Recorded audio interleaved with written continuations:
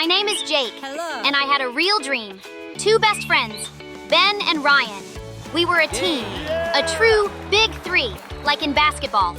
Together, we built tree houses in the woods, competed in school sports events, and planned the summer camp we were definitely going to attend together. We even created a secret ritual: 3 claps, a fist bump, and a high five. Friends forever, we used to say, and truly believed it. But one day, my world turned upside down. My dad got a new job, and we had to move to another state. I remember Ben and Ryan waving goodbye as our car drove away from our house. I tried to smile, but deep inside, I was crushed. How can you be best friends when there are hundreds of miles between you? At first, I pretended everything was fine. A new house, a new school, new streets. But it wasn't the same. There were no friends here to build tree houses with or play basketball until it got dark. I ate lunch alone, played video games alone, and rode my bike alone too. In the evenings, I scrolled through my phone and saw old photos. The 3 of us, happy and inseparable. Then I saw a new post.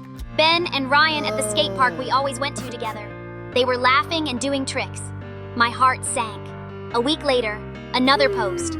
They were at a concert of our favorite band. Without me, I was furious. "Looks like you don't need me anymore," I texted them. Ben replied almost instantly. "What are you talking about, Jake?" "We miss you," but I didn't respond. It hurt too much. That night, I put our photos in a desk drawer and thought, they've forgotten about me. A week passed. On Saturday, Mom called me to the door. I opened it and nearly fell over in shock. Standing there were Ben and Ryan with backpacks and bikes.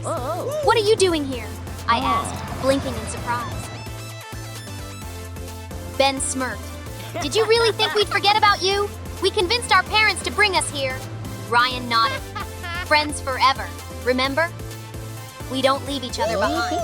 I couldn't help but smile, and then I started crying. That evening, we set up tents in the yard, just like old times, and roasted marshmallows over a fire. Before going to bed, we did our ritual: 3 claps, a fist bump, and a high five. In that moment, I realized nothing had changed. We were still the same friends, just separated by distance. Sometimes, it feels like distance can destroy a friendship, but true friends don't forget each other. They'll find a way to stay close, even if it means traveling hundreds of miles. Because friendship isn't a place. Friendship is something that lives in your heart. In that moment, I realized nothing had changed. We were still the same friends, just separated by distance. Suddenly, my phone rang. I saw Emily's name on the screen. Our families had been friends, but recently she had to move to another city with her parents. I picked up the call, eager to hear her story. My name is Emily, and I have 2 best friends, Maddie and Grace. We were inseparable. We went to the movies, built tree houses, and had sleepovers every Friday. We called ourselves the Treehouse Crew and joked that we were more like sisters than friends. But one day, everything changed. Maddie's mom and Grace's dad started dating, just like in those Netflix romantic movies. And then they got married. Now Maddie and Grace are real sisters, and I started losing them. Now they share a room, do homework together, and go on family picnics every weekend. And me? I was left alone. One day, Grace invited me. "Em, come over. We have our own room now." But I just shrugged and said, "I can't. I'm busy." Though deep down it hurt. I felt like an outsider. I stopped answering their messages and avoided them at school. Now they're a family, and I'm just the third wheel, I thought, and it only made me feel worse. One evening, I was sitting in my room, listening to that song we always laughed and goofed around to. Now, it only made me sad. I stared out the window, tears streaming down my cheeks. "How everything has changed," I whispered. And then, tap. I flinched. Someone had thrown a pebble at my window. I couldn't believe my ears. A second later, tap again. I jumped to my feet, clenching my fists. "Who's out there now?" I was ready to open the window and yell at the unwelcome guest, but then I froze. Down below stood Maddie and Grace, smiling, holding a big box in their hands.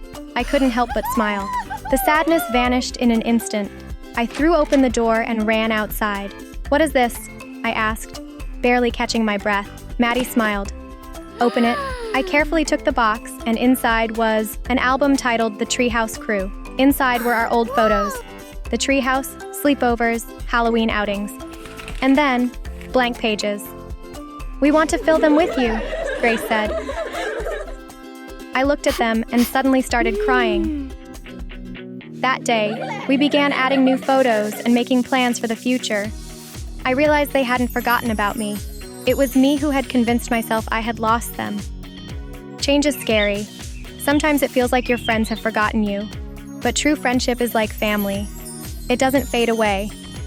The most important thing is not to be afraid to talk about your feelings, and to remember that there's always room in your heart for those you love. True friendship always finds a way back. And no matter how hard things get, it's important not to lose trust. But what happens when, instead of change, a conflict arises? The next day, a new kid named Ethan was introduced to us at school. Hi.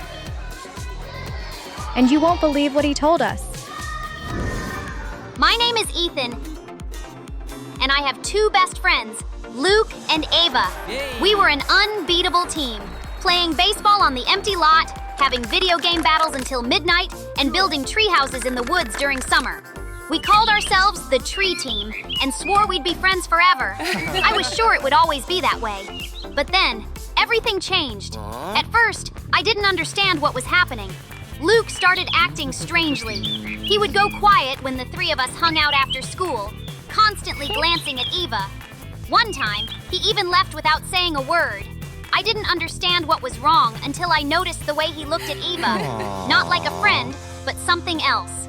That's when I realized Luke had fallen in love. At first, I decided not to get involved. I thought it would blow over, but things only got worse. One day, I found my backpack missing from the locker room. After searching everywhere, I discovered it in the trash. Another time, when I opened my lunchbox at the cafeteria, instead of a sandwich, I found a crumpled note. "Traitors don't deserve to eat." I didn't know what to think. The next day, Luke shoved me in the school hallway so hard I nearly fell. He hissed through gritted teeth, "You're taking Eva away from me. Why are you ruining everything?" I was shocked. "Are you crazy? We're just friends," I said. But Luke didn't listen. He was furious with me. It hurt because he was my friend, and now he saw me as his enemy. The next day, Ava noticed something was wrong. We were sitting quietly on the school steps when she suddenly asked, "What's going on between you two? Why aren't you talking anymore?" I looked away and muttered, "Ask Luke."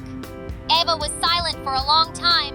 Then, with determination in her voice, she said, "Let's meet at our treehouse tonight." I didn't know what she had planned, but by evening, it became clear. Luke showed up too. He looked angry and avoided eye contact with me. "Enough," Ava said suddenly, looking at both of us. "You're acting like foolish kids. We're a team, remember? If something's wrong, we talk about it, not ruin everything with silence and grudges." Luke lifted his head. In his eyes, I saw something I'd never seen before. Fear. I was scared of losing both of you. If you and Ava became closer friends, I'd be left out. I sighed. "You're not going to lose us, Luke. We're a team, remember?" I extended my hand to him, but he hesitated. Then Ava nudged him in the shoulder and said, "Come on, 2 claps and a finger snap. Our handshake." Yeah. Luke smiled. Slowly, he took my hand, and we did the handshake, just like in the old days. For the first time in a while, I saw him truly smile. Sometimes, friendship can be fragile. We fear losing our friends and make mistakes because we don't know how to handle our feelings. Luke was scared of losing us and started acting out because he didn't know how to open up and talk about his fears. But with honesty and support, we were able to fix everything. True friendship is stronger than hurt feelings, fears, or misunderstandings. The key is to talk openly and not be afraid to share your emotions. We went back to the treehouse, played, laughed, and were truly happy together again. Now I know one thing for sure. If your friends are true, they'll stay by your side forever. Yes. Even when everything seems lost, a conversation and trust can fix even the biggest mistakes.